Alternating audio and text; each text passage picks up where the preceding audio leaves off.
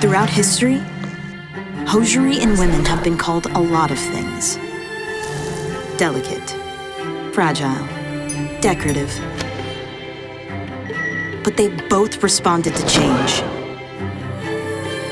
And some women have stood pretty tall in stocking feet.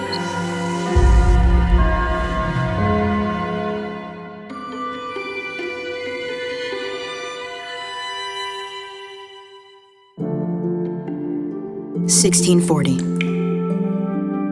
Anne Bradstreet becomes the first published writer in America. She has a whopping 8 kids, no electricity, and helped her husband invent Harvard.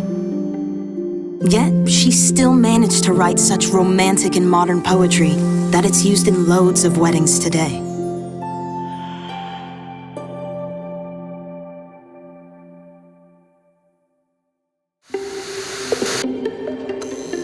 (1969). Marie Van Britten Brown was a queen from Queens with a Mac Daddy name and a mind to mind her castle. So, she cast a wide net over neighborhood crime. Marie was a big fan of transparency. She patented the closed-circuit TV.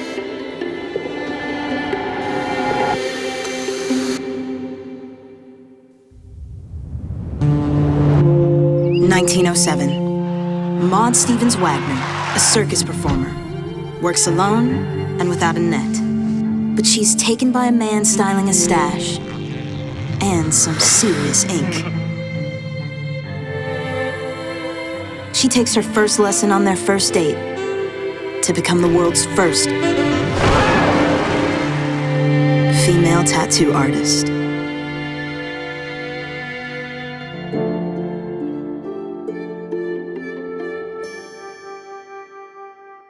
(1781).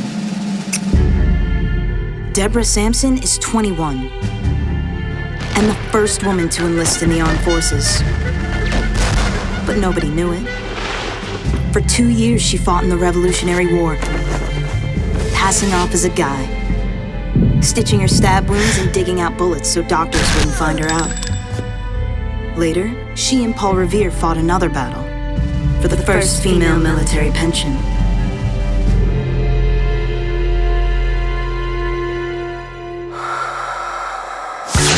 1971. Sue Ann Baker becomes the first female Secret Service agent. It took 106 years to kick the butt of that barrier. And just like every man who made the cut, she had to be willing to take a bullet and give off a little gangsta in dark shades.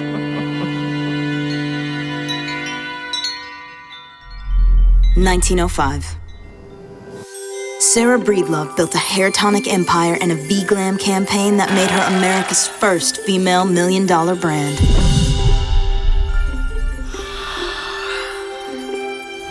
Her identity of choice was Madam C.J. Walker, fit for someone who was so much more than a rag, a bone, and a hank of hair.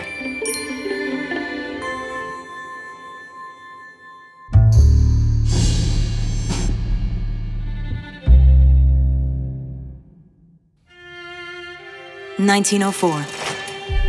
Lena Himmelstein Bryant dealt with a lot of judgy people when she sold the country's first maternity dress. She went on to carry clothes for another neglected market in her store named for a paperwork mistake. The loan officer had written her name down as Lane Bryant.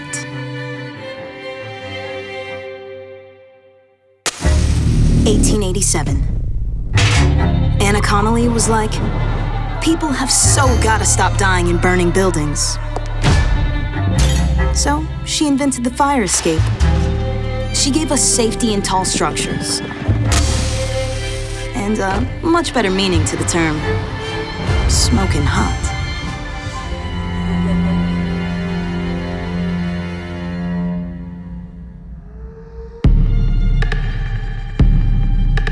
(1985). Wilma P. Mankiller wins one for the books when she is elected tribal chief. For almost 200 years, only men had led the nation.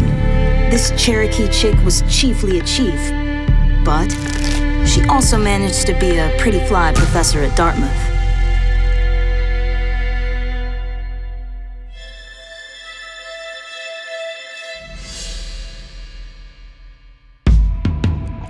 (1872). Victoria Woodhull is the first female to run for president. Her votes weren't taken seriously enough to be counted, but later, she counted some mad bank as the she-wolf of Wall Street, proving women really do count for something.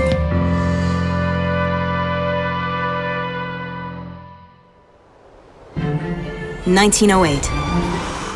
Annie Smith Peck is the first person to reach the highest point in the Western Hemisphere. No oxygen mask, no North Face. Just in your face about no way was she wearing a corset.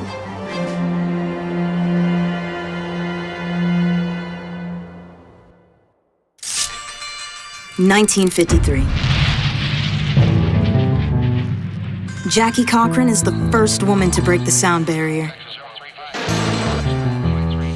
She knew she looked fly doing it and secured a cosmetic campaign to fund her work. She set more flying records than any pilot in the world. Supersonic, babe.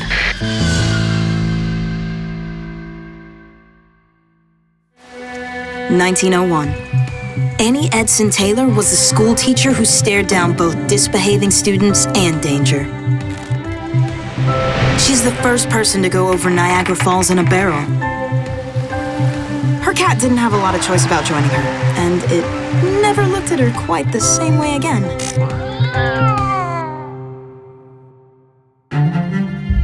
Women in hosiery have walked through history leg in leg. When they hit snags, they choose to redefine genders, cultures, nations. What will our legacy be? The end.